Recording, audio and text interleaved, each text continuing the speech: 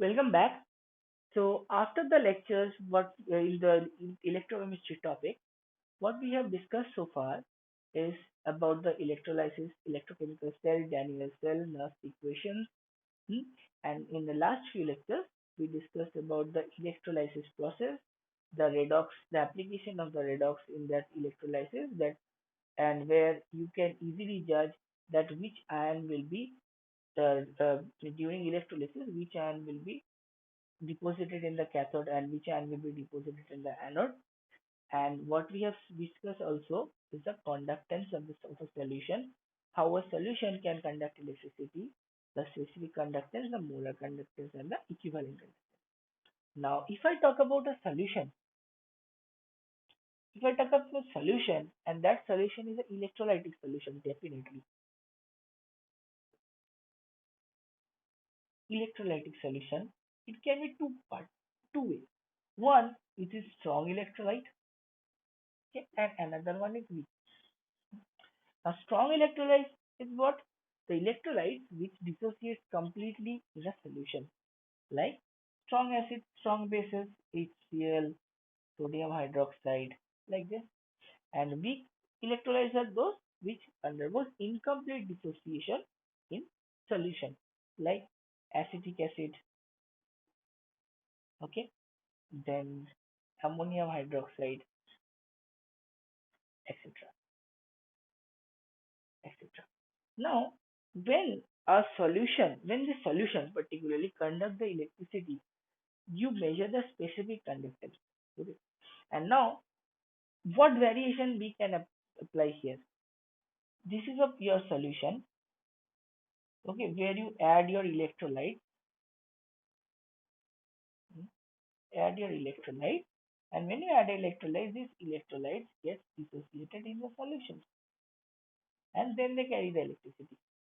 Now, if I decrease the concentration, play with the concentration of this electrolyte.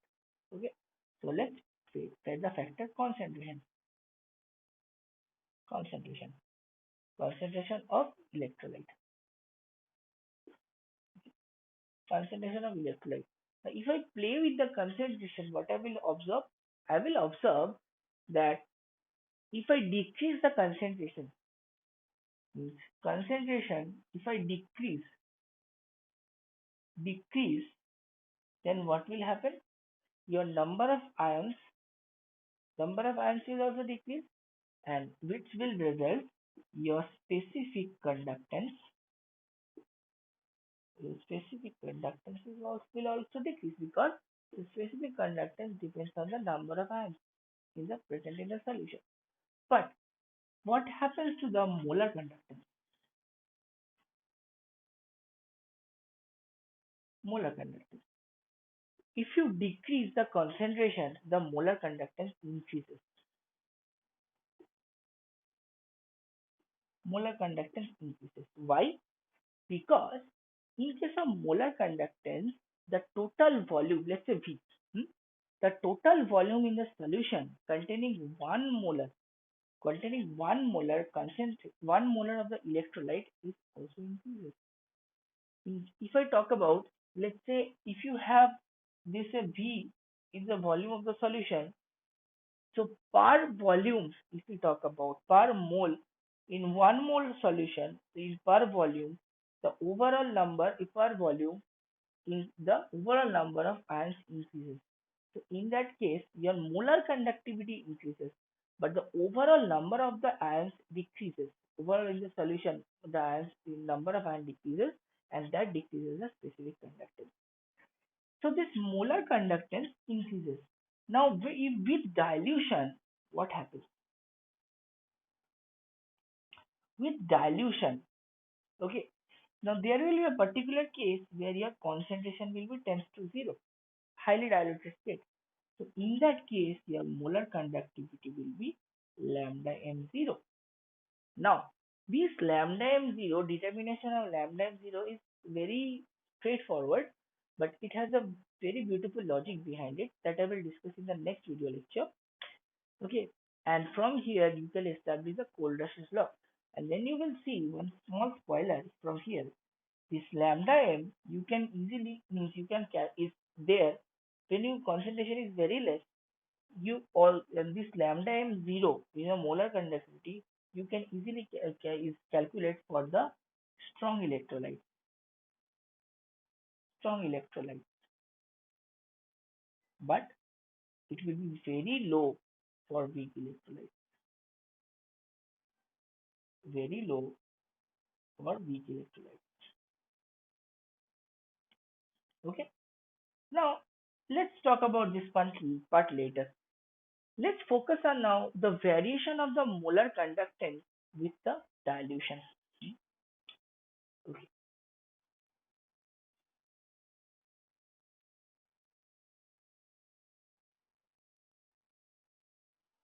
Let's talk about the variation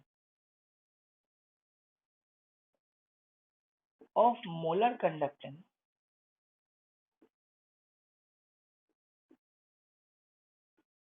with dilution.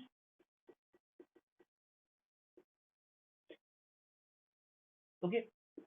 Now, when we say this thing, what is the variation of molar conductance with this dilution? There is a famous equation. Okay. Let me write it down. The equation lambda m is equal to lambda m0 minus b root c. Okay. Now this equation is known as, okay, one second. Let me say here the lambda m is the molar conductance. Lambda m c here. Molar conductance at concentration C. This is molar conductance at concentration tends to 0, and this is the concentration, and B is a constant.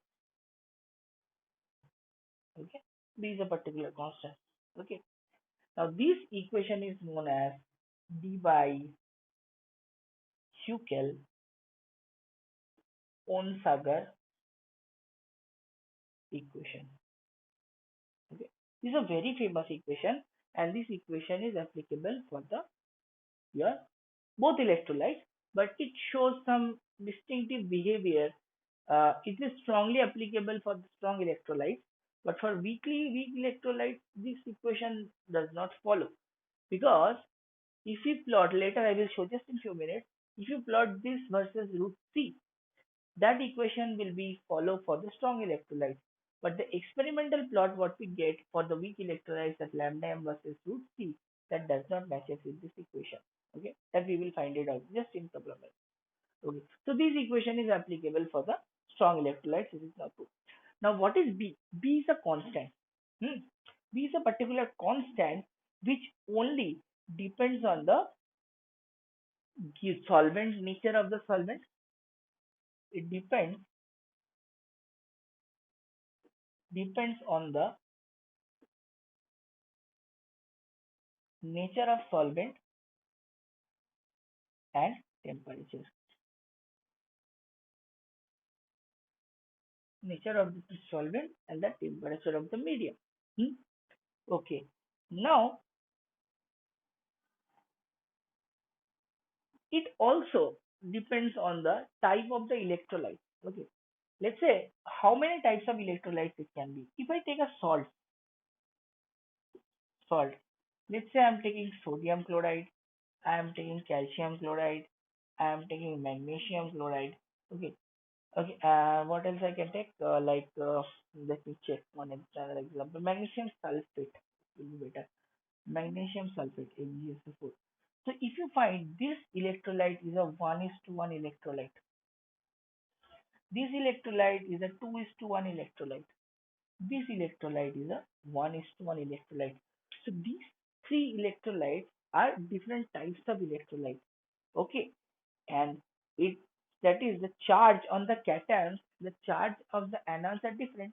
Here, if you see, the sodium has +1 charge and chlorine has -1. Here also chlorine -1, calcium is +2, magnesium is +2, and sulfur is +2.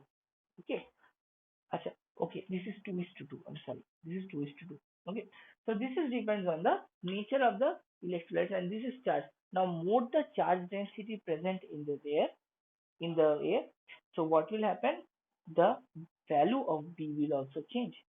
Okay, but for a particular type of electrolytes, like for sodium chloride, if I talk about in sodium chloride family, what you have potassium chloride is there, right? Like, so these two families, for a particular type of electrolyte, which is 1 is to 1 family, let's say within 1 is to 1 type electrolyte, you have these two and there are others also, right? So that kind of electrolyte will have almost same values of B. But for 2 is to 1, you will have a different values of B. For 2 is to 2, you have different values of B. But for 2 is to 2, all the categories present in 2 is to 2 category will have a same value of B. Okay. Similarly, for all the salts present in 2 is to 1 category family, then it will have a same value of B. But in between these two, the values are the difference. So for the same type of electrolytes, the B value is almost same, you can say. Acha. Now, if I draw the plot of the lambda m versus the dilution, what will happen? If I draw, not root C, if I plot against the dilution, okay, that means I'm increasing the dilution, diluting the solution, okay, I'm diluting the solution and I'm plotting lambda mc with the solution. So what is experimentally what I will get? Here I will get that it is increasing for strong electrolyte. It will initially with dilution it will increase, and after a certain time what will happen? It will get flatten out. Okay, this is for the strong electrolyte.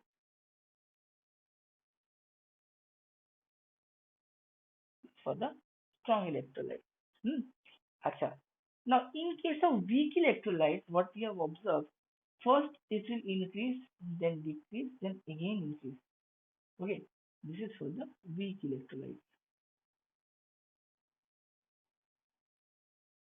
Okay, now this plot, see, if we plot again, so with increasing the dilution for strong electrolyte, it remains almost constant. Okay, and for the weak electrolytes, it's increasing, again decreasing, again increasing. So it will have a random behavior. And it is not general because for different weak electrolytes, you will end up with a different graph because the weak electrolyte depends on the ionization constants also there. Okay, and that are different due to the change in the different ionization constant, you will end up with different values of different natures of the weak electrolyte. Now, instead of this, if I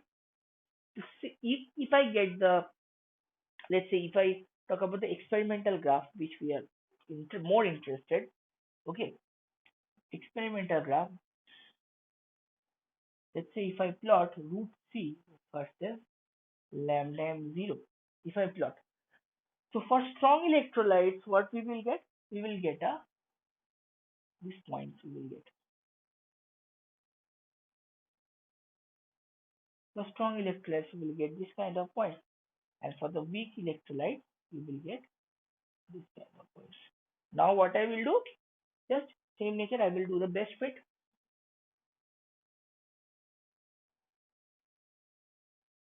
right? Now this is for the strong electrolyte and this is for the weak electrolyte.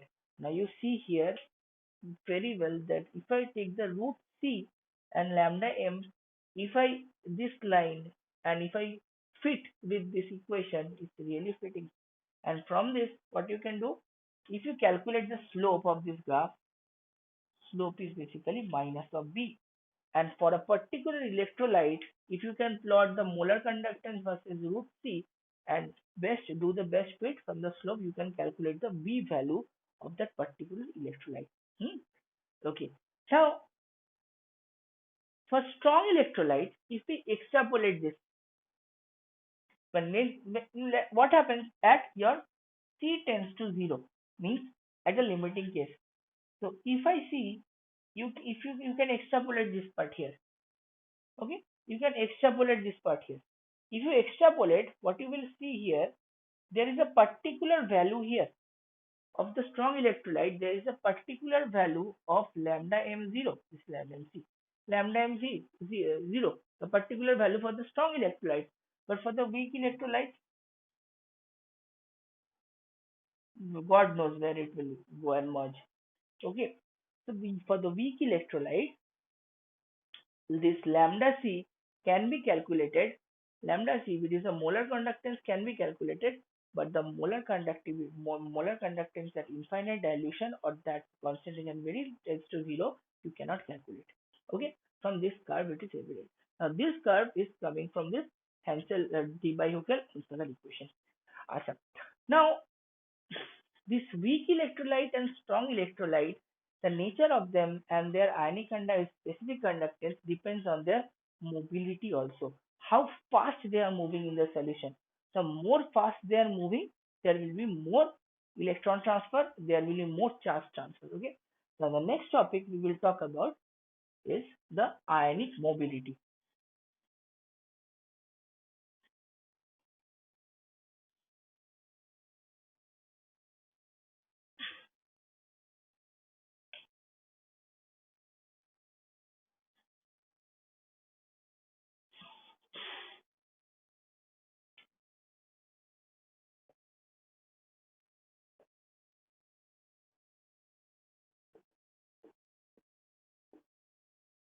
We will talk about ionic mobility. So what is ionic mobility? Ionic mobility is the how fast a ion can move through a solution within a potential difference. This is the ionic mobility. Okay, so it is nothing but the speed of the ion per unit electric field. Okay, so this is the speed of the ion per unit electric field. So how will you define? It is defined by U, which is equal to speed by electric field.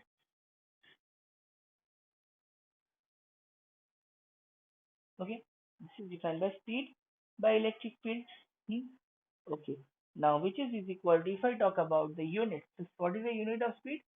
Meter per second inverse, meter per second, and what is the unit of electric field? Volt, volt per volt per meter. If we talk about the separation, charge by separation, separation, yeah, volt per meter, right? So now it is volt inverse meter square second inverse. So this is a unit of ionic mobility. Hmm? And people can ask you about the numerical. Okay, from here. Okay. Next part is transport number. Transport number. What is this transport number?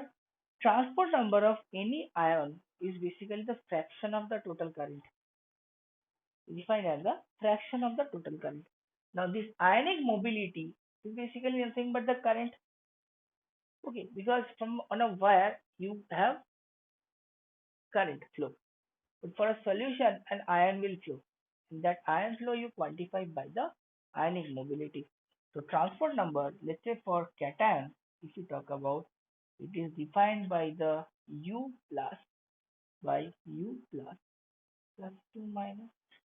This is the transport number of the cation, and T minus is U minus by U plus plus 2 minus. Now if I add this capital T, which is the total transport number, is T plus plus T minus. Okay, so this is the transport number. You can encounter different numerical problems from here. Okay, so far what we have talked about, we talked about the what is that called? Strong electrolytes. We talked about the weak electrolytes. We talked about the ionic mobility. We talked about the what we if we change the concentration, if we dilute the solution, then what is the changes that we observe in case of the molar conductance. If we extrapolate the molar conductance for the both electrolytes at infinite diameter where the concentration tends to zero, so what we will observe there, we will observe that for strong electrolytes, the lambda zero value, which is the limiting molar conductance value, exists, whereas for the weak electrolyte, it does not exist. Okay. Next, we learn about the ionic mobility, which is nothing but the speed ratio of the speed to the electric field, and unit is volt inverse meter square per second inverse. And last, the transport number, where the transport number is basically number of the transport number is of an ion is basically the fraction of the total current of the cation and anions. Okay, and if you add up the transport number, you get the total transport number.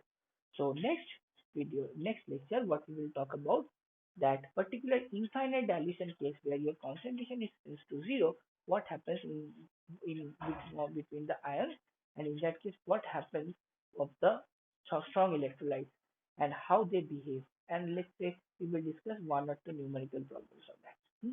So till then, see you.